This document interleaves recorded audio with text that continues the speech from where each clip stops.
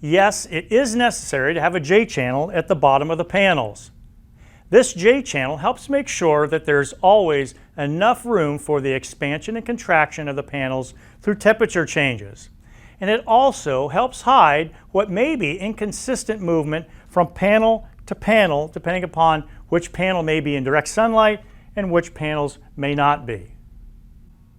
When the installer installs the panels, they will lift them up out of that bottom channel by about 3/8 of an inch and then hang them by placing a nail loosely at the top of a slot and then center nailing all the rest of them so that the panel can freely expand and contract within these channels as the temperature changes.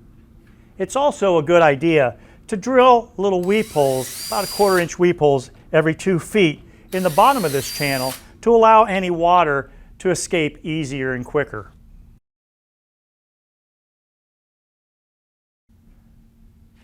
Now to the bigger question. Can the panels be seamed on top of one another? And the answer to that question is no, they cannot be seamed. And there's a couple of reasons for that. Most importantly, because the panels are identical in size and shape, one will not lay flat on top of the other.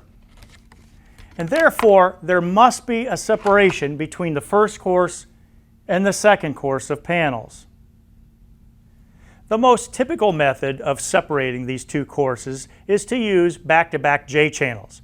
If you use this method, there are 3 very important points that you need to be aware of and remember.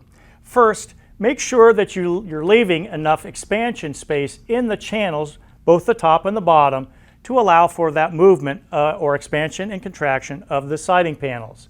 It's about 1/4 of an inch at the top and about 3/8 at the bottom. Next, as you would with any termination point of siding, add an additional layer of water protection by placing some flashing in between these 2 channels. And lastly, drill about 1/4 inch holes for weeping the water out easier about every 2 feet. Now, when you're installing this second J-channel, if you just lay some extra nails in between the flashing and the channel and then fasten your J-channel, when you pull these back out, you will have adequate space for that water to weep out those holes. A quicker way to transition is to use the board and batten trim. Now, the obvious difference is the finished look. And it's important to note here that even though I'm showing it with the board and batten panel, it also works and looks great as a transition from many other panels as well.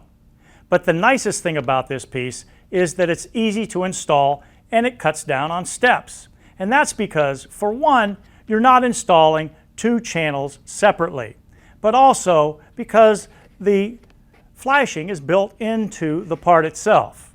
To install it, first install the first course of panels, then lay the board and batten trim on top of that course, and then lift it up by about 1/4 of an inch and fasten it in the center of the nail slots about every 8 to 12 inches loosely.